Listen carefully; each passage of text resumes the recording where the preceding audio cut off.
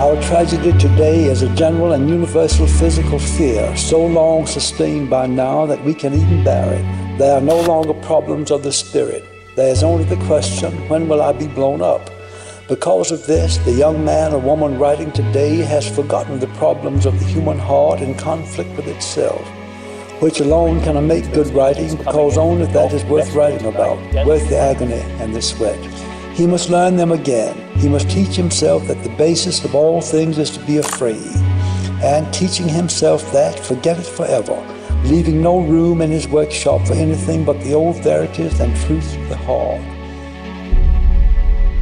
Norco, a town residing next to the I-10, just northwest of New Orleans, a geography marked by wetlands, the Mississippi River, and most forthright, fossil fuels. The sense of place and identity within Norco is given by its massive oil refinery, a refinery that takes up the majority of its landmass. The name of Norco stems from an abbreviated New Orleans Refining Company. Subsequently, the town and refinery were founded in the early 20th century, and from there, its identity was forged. But this is a town we are talking about, and as you may have guessed from the video, Norco is also a video game, an artistic Southern Gothic narrative-based game set in this very town. As any game that gets a video on this channel, it has to encompass themes, do something special, and be more than just the quote-unquote typical game. So if you don't typically play games, it's okay. Bear with me, there's a lot here that will be explored. I promise this video is for gamers and non-gamers alike. And perhaps more importantly, this video, like all my other videos around applied art, are spoiler-free. Nothing around the plot will be revealed here. We will dive into some themes not yet explored on the channel, the intersection of literature and philosophy, time, place, and a phenomenological struggle felt today. So, let's get into it. This is the philosophy of Norco.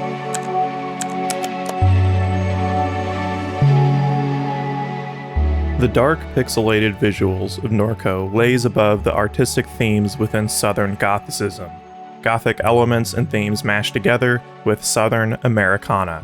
Norco takes direct inspiration from Southern Gothic literature, inspired by writers like William Faulkner and Cormac McCarthy, with a larger, cyberpunk-esque, grounded imagery.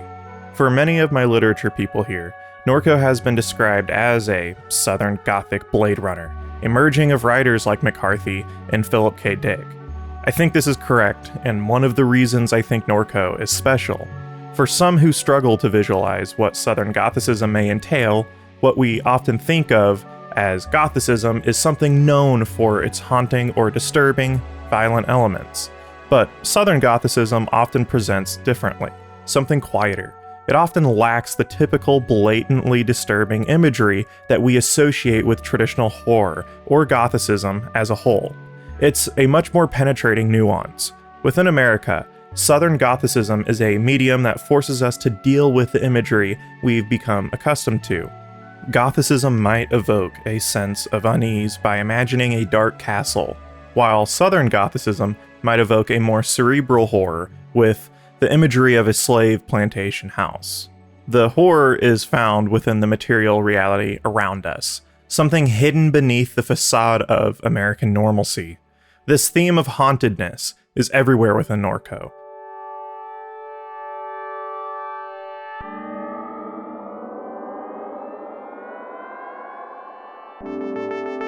The story surrounds the protagonist, Kay, who reluctantly returns home to Norco after her brother goes missing, contending with the death of her mother and facing the return of a place she left long ago.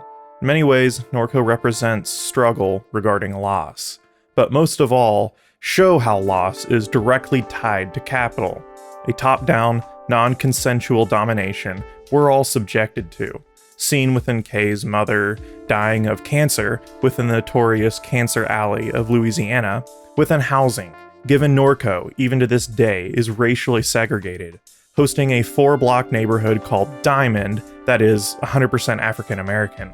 Contrasting the rest of the housing blocks, which consist of a population that is 98% white.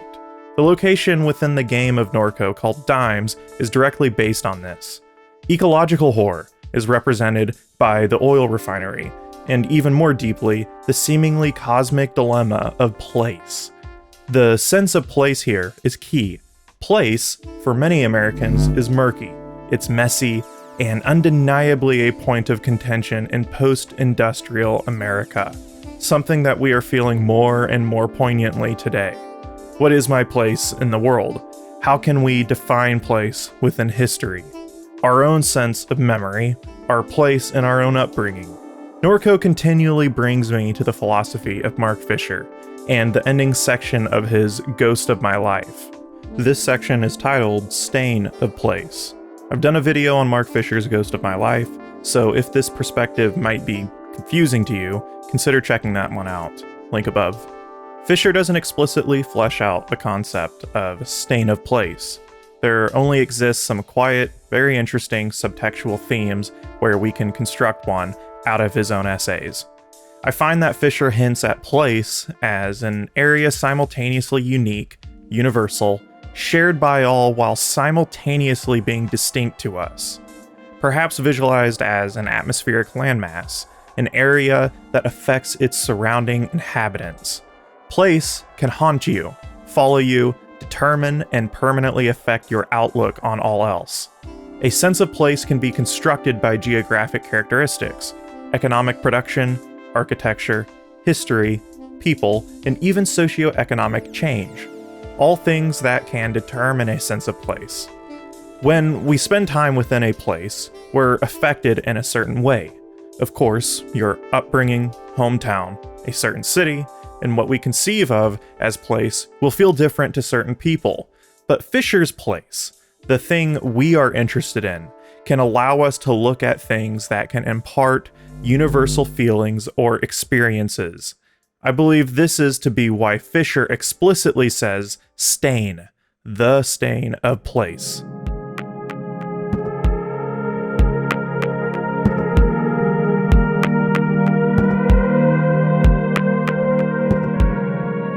To really visualize this, we are going to get a bit personal here, as I can only really speak on behalf of a type of place I've felt, that being my own hometown. I grew up in an area roughly within the boundary of the old Fort Osage Township, now a collection of small towns and suburban communities east of Kansas City off the Missouri River. The name given by Fort Osage, an old settlers' trading post, marked for construction after Lewis and Clark's expedition following the Louisiana Purchase.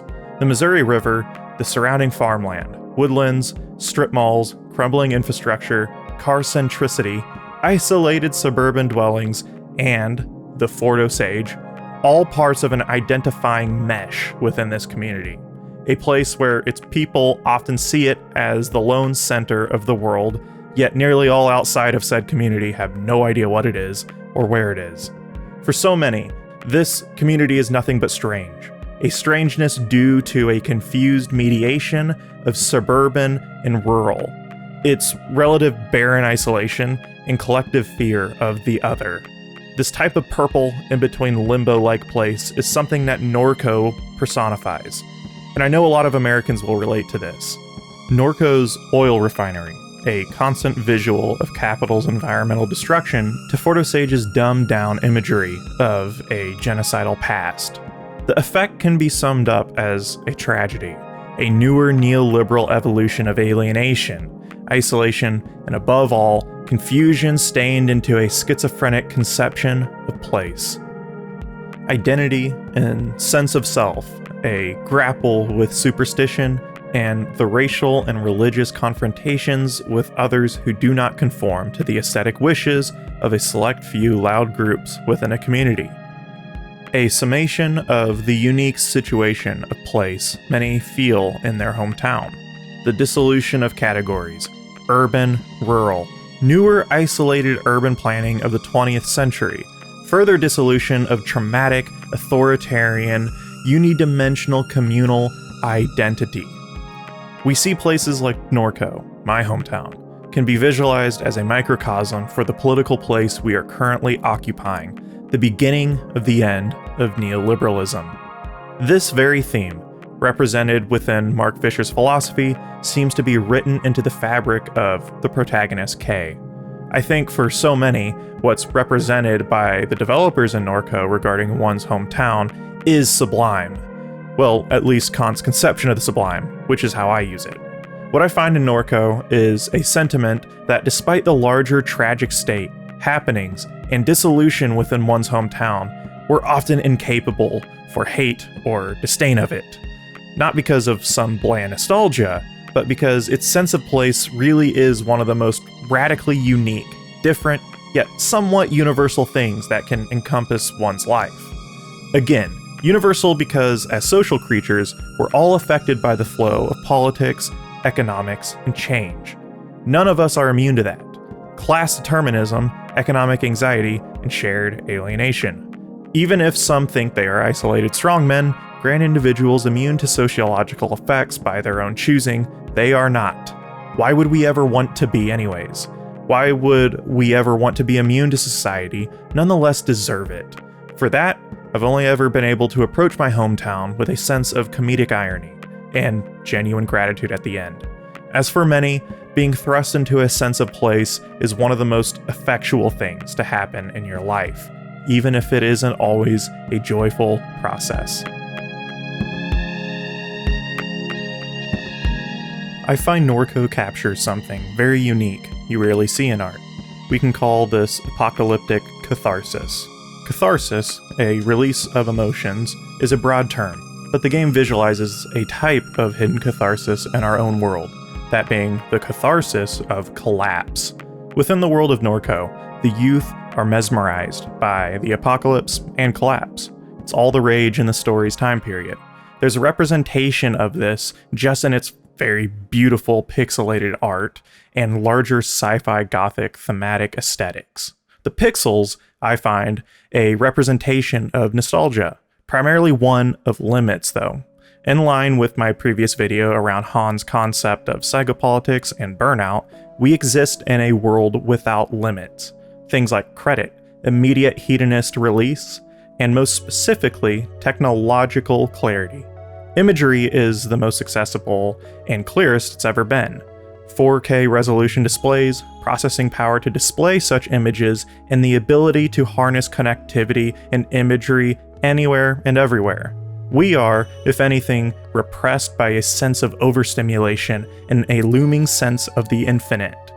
In the spirit of psychoanalysis, unfettered, crystal clear reality is too much to bear. And also, we don't really want to get what we think that we want. We don't want what we think we want. And Norco's pixelated world, the undefined faces, a barrier between the real and us, lays bare a comfort that is always under threat under newer technological growth. Thus, we enter a desire towards collapse. An apocalypse is comforting not only in an escape from our alienation, the day-to-day struggle as working-class people, but also in the way that it limits us. In the face of seemingly infinite access, pixelated imagery is cloudy. It's something that demands active imagination in face of its limits. Newer independent development in games are now hosting a much more retro aesthetic of the Y2K era. The demand for Kodak film for use of objectively inferior camera technology is exploding. All forms of a hidden beauty of limits that we often overlooked in our past, only to now recognize it amidst the dull, dry, and unfathomable photorealism of aesthetics today. Yet the writing of Norco also shows another angle to this. Malaise, nostalgia can impress a type of genuine creative action, unique art, but it can also take a pathological turn that mirrors a drive towards death and destruction. In terms many of you may recognize, the death drive. This psychoanalytic concept was popularized with Freud's direct use of it. As many of you already know, in the field of psychoanalysis, what we see as human existence and activity are all swept up in drive and desire. All functions of our unconscious, mediated by the conscious and external society, that we can bear to live with productive and social relations.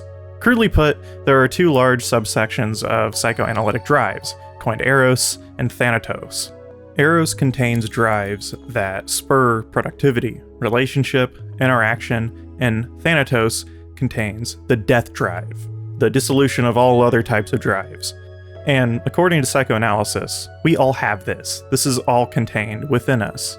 This drive is one of the key things civilization seeks to suppress. Within Norco, this is everywhere, but here's the catch. We often see the death drive visualized within individuals themselves, people, but I find Norco posits something far broader within the realm of sociology in the vein of critical theory. The death drive, rather, is better seen within the New Orleans Refining Company, something far more systemic rather than purely interpersonal. Sure, an oil refinery needs production and cohesive cooperation, but only within its organization. Energy corporations have to externalize a type of autocracy and destroy everything in its path. Market competition, the environment, and even the workers themselves, all are subject to complete destruction under capital. This is why theorists such as Herbert Marcuse, Slavoj Žižek see Freud and larger psychoanalysis as something only truly realized in sociological lenses, rather than the individual ones we see within modern psychology. Yet, the form in which this type of death-driven spiral, a larger apocalyptic catharsis the people of Norco have grown to culturally consume, happens within the form of worship. It seems impossible to make a southern-gothic narrative within small-town Louisiana that didn't have some type of relation with religious themes. If anything, this is the largest, most imperative theme I find explored within Norco. But we're not exactly talking about Christianity here per se. There's a smarter approach here.